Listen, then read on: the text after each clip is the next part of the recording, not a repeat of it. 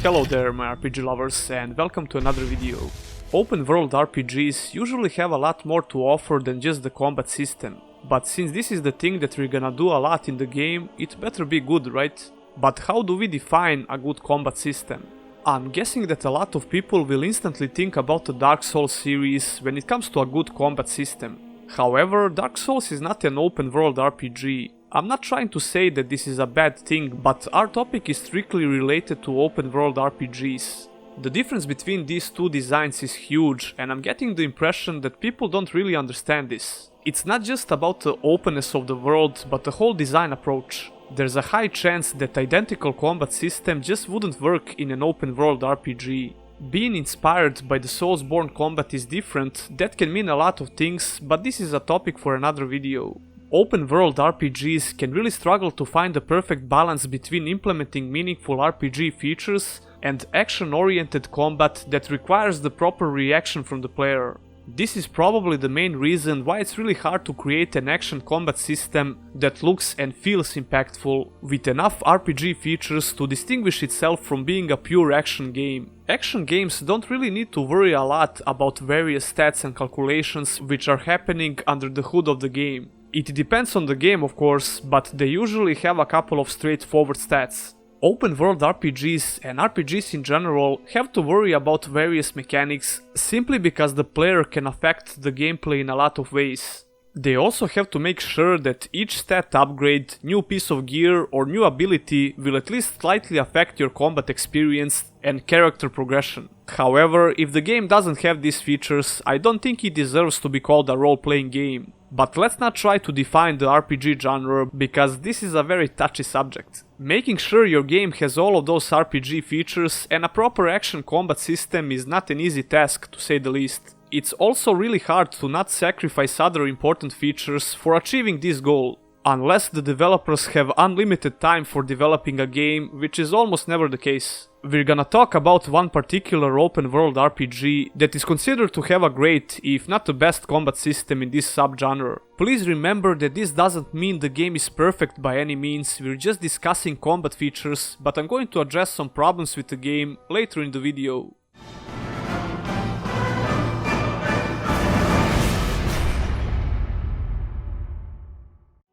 Dragon's Dogma is probably the most famous underrated action RPG. It was released in early 2012 and the reception was pretty good by fans and the critics.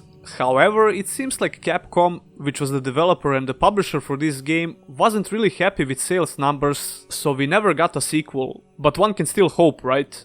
This didn't stop the game from creating a cult following and becoming more famous over the years. The gameplay and the combat system in particular is undoubtedly the main reason for this. The director of this game, Hideaki Tsuno, was previously working on Devil May Cry 2, which kinda explains a lot when it comes to the gameplay in Dragon's Dogma. Responsive controls, the weight behind your attacks, great animations and the climbing system are some of the features behind this great gameplay design. Smooth transition between animations and smart aim assist, which eliminates the need for target locking, even though the game was designed for controllers, are things which are underappreciated when it comes to combat in this game. I talked about this in one of my previous videos, but we have to mention it here as well. Most similar games would just include an optional target lock system, which is fine, but Dragon's Dogma tried to avoid this as much as possible. This makes the combat more freeform, but some sacrifices have been made to achieve this. For example, hitboxes when using a bow are really big, making the aiming much easier with a controller. And that aim assist I mentioned will help you land blows even if you're facing in a different direction,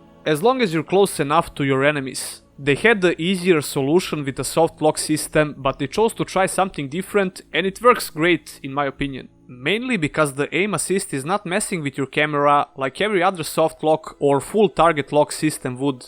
Dragon's Dogma does have a lock-on system when you use certain spells though, but let's take a closer look under the hood of this combat system. The classes in this game are called vocations and there are 9 of them in total. When you start the game, you get to choose one of the 3 basic vocations, fighter, strider or a mage. When you reach level 10 with your character, you can unlock advanced and hybrid vocations. Each vocation has 9 levels of progression which is determined by the discipline level. As you complete quests and kill monsters, you gain discipline points and increase your vocation level, which unlocks more skills and augments for your vocation. What's really great about this class system is the freedom to switch between them once you have them unlocked.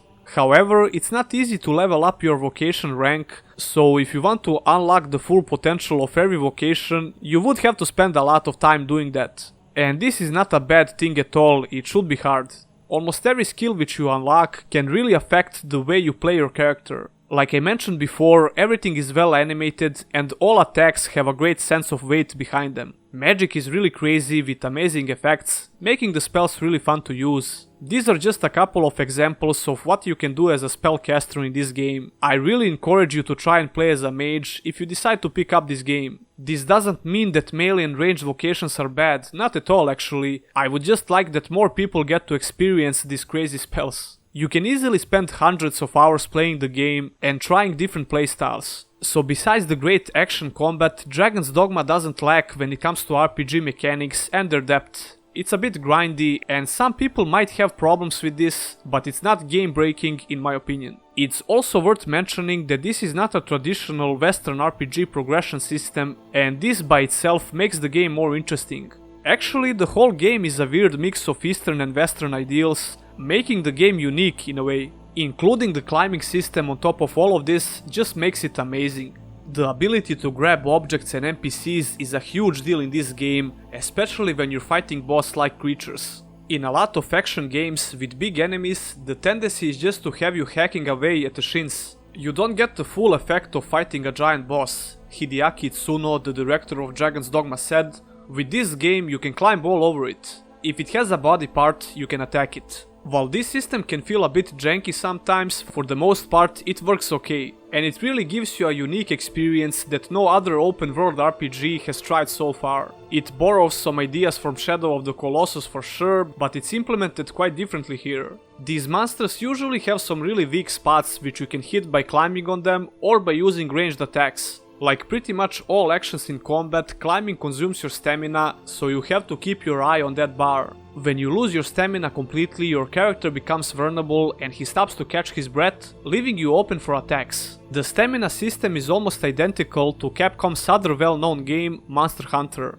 Even the spells are using the same resource because there is no bar for mana. I think this is a good design decision because it eliminates the need for implementing another complex stat which only spellcasters could use. This way, no matter which vocation you choose to go with, you only have to keep in mind that one resource. I once mentioned that streamlining features in RPGs is not fundamentally bad, and this is one example of it. If you ever played Dragon's Dogma, just try to imagine how tedious and unnecessary the mana bar would feel. This game was definitely not afraid of pulling some untraditional moves. Innovating features in this genre is extremely hard, but I think that Capcom managed to pull it off, especially with the climbing system. It's a shame that nobody else tried to do something similar. The will to experiment with other features also deserves some recognition. Dragon's Dogma is a single-player game, but the pawn system has some co-op features. Pawns, which are basically your followers, can be summoned to help you out on your adventure.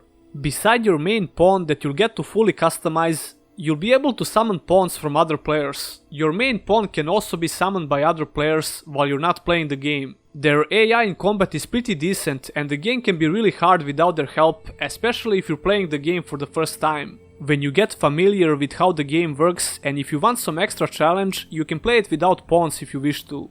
I've mentioned in the beginning that Dragon's Dogma is far from perfect. The main problem I had with this game is the world design. It's okay at best, but for the most part it feels really bland and uninteresting. The dungeons are really well done, but the open world was so underwhelming in my opinion. The color palette was also really generic, for the lack of a better word. Same goes for the quests, characters, the dialogue and enemy variety. Mini bosses and main bosses are great, but fighting hordes of goblins and undead gets old really fast. If these features receive the same attention as the combat system, this would probably be the best action RPG ever. And while the combat is really enjoyable in general, it's not without its flaws. It can be really forgiving, especially if you don't mind grinding some healing items. You can also experience some weird difficulty spikes depending on how you play the game.